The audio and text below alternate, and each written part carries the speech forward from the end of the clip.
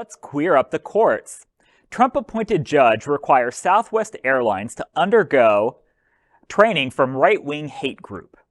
A Trump-appointed Texas judge has ordered 3 senior Southwest Airlines lawyers to take 8 hours of, quote, religious liberty training, end quote, from the far-right hate group Alliance Defending Freedom. In his late Monday ruling, U.S. District Judge Brantley Starr specifically mandated that lawyers take the training as part of court-ordered sanctions for religious discrimination. He described ADF as one of several, quote, esteemed nonprofit organizations that are dedicated to preserving free speech and religious freedom, end quote. The Southern Poverty Law Center has designated ADF as an extremist hate group. The mandated hate group training is the latest phase of a lawsuit brought by flight attendant Charlene Carter, who sued Southwest for firing her in 2017 after she sent confrontational, anti-abortion messages to her union's former president. Carter argued she had been discriminated against based on her religious beliefs, and U.S. District Judge Brantley Starr sided with her in December, ordering she be reinstated.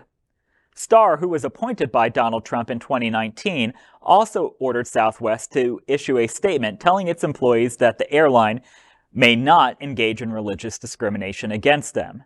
Carter had made no request for Southwest to undergo religious liberty training. ADF is not representing Carter, nor is it otherwise related to the case at all. So it's unclear why Starr felt the need to involve the group.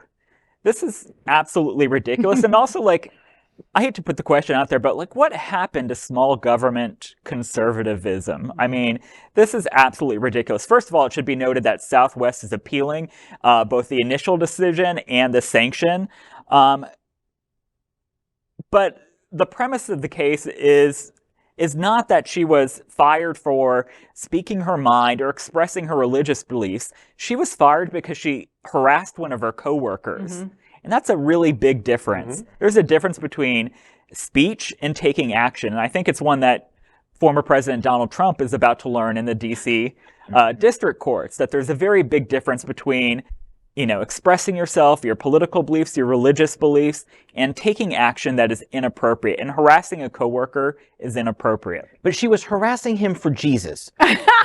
So it's okay in that case. She was harassing her for attending a 2017 March on Washington against him, against Donald Trump. Yeah. So, but what this really is, and this is one of those times I think when they're Alliance Defending Freedom, they're a horrible, terrible group, but I kind of feel bad for them because they weren't associated with this at all, and then all of a sudden they wake up and go, wait, what did we do? We're involved in this? You know, so I sort of feel bad for them, but I think this is like a Trump judge sticking it to the libs, as those ilk like to say. Yeah. This is what it is. Oh, well, they've made us go to sensitivity training for 30 years, so now we're going to make them bend to our religious pretzel list. It's complete BS. It's so crazy that, you know, Southwest has a duty to protect its employees first and foremost. And that's what Southwest was doing.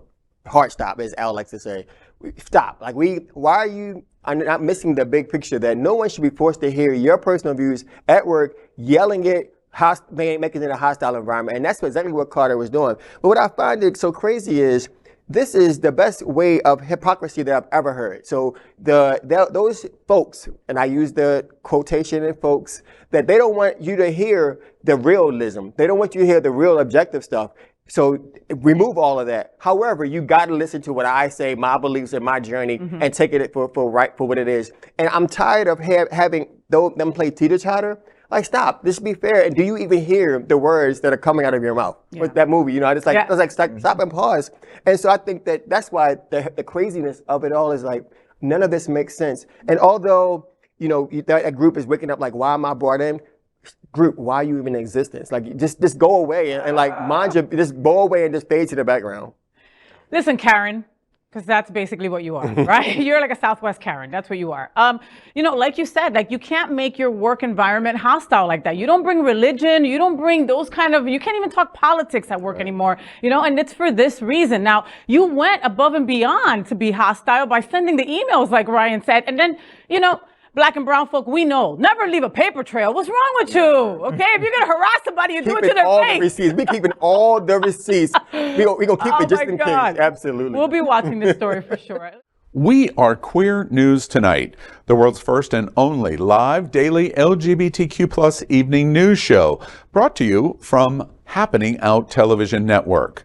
We operate in the same model of PBS and NPR, but for the LGBTQ+ community. We educate, inform, and entertain by supporting the 10 pillars of our LGBTQ+ community, with more than 100,000 a week watching us on Roku, Apple Television, and other channels.